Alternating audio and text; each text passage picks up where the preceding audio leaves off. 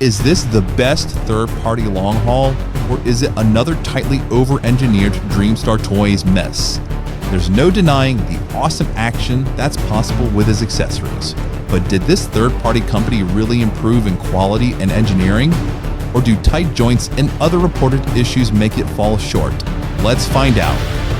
Think long haul is the best Dreamstar Toys Constructicon? I'll review Mixmaster and Scavenger, and one of them may take the crown. Subscribe so you don't miss them.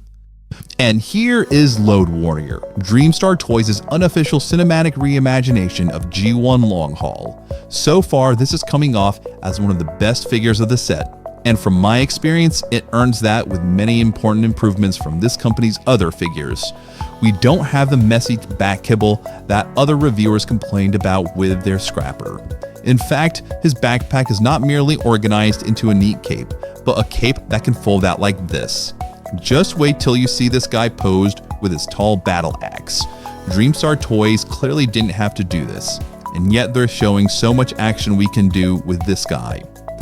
Now for me, transformation hasn't been that painfully tedious as other collectors have complained.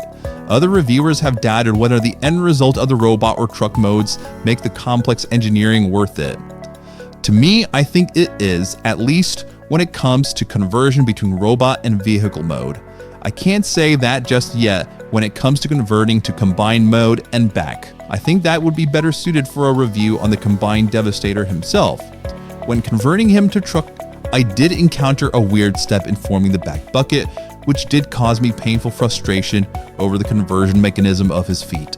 But there was no other over-engineering that I found. In fact, I found it pretty cool and creative that Dreamstar Toys made his forearms form the headlights and his blaster form the middle back light. Material and build quality is much stronger than their aerial bots, and there were no serious tolerance issues I found. On to accessories, he comes with his blaster, which he can not only hold with a handle, but also fold in like this to peg on to his right forearm to form an arm cannon kind of like Megatron's. But most notably, he comes with a tall, tough-looking battle axe. When you unbox him, you get 2 red tinted side blades and 3 separate pieces that peg together to form an extendable battle axe. I honestly didn't think it would be this massive. Keep in mind that this figure stands out right around 10 inches tall, and he's clearly meant to wield an oversized weapon like this. I can only imagine how many Autobots he can kill, and he'll be a tough match for any Autobot with the possible exception of Prime. If you like making stop-motion animations of Transformers, this long haul will quickly become among your biggest stars. For articulation, his head moves on a ball joint with his arms moving out more than a 90-degree angle and including some butterfly rotation. They can also move vertically, though you will have to lift these upper pieces of his cape to move the full circle. His biceps can rotate with double-jointed elbows bending far past 90 degrees due to transformation mechanisms. Wrists can rotate full circle with the same hand articulation as Dreamstar Toys' other Constructicons. He can also swivel on his waist with a double-jointed ab crunch that allows him to bend very far forward.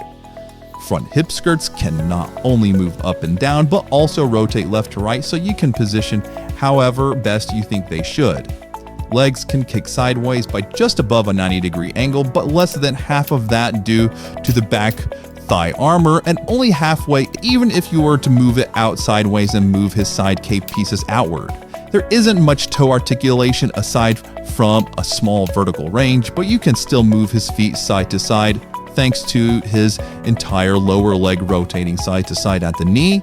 Though the leg joints at his hips may be very tight, he can still do a crouching pose, in fact a bit more securely than the other Dreamstar Toys Constructicons I've reviewed so far, as well as other action-packed poses. Now, transformation to truck mode will be demonstrated in an upcoming video, but boy does this look imposing. Even third-party figures of the Bayverse long haul don't come close.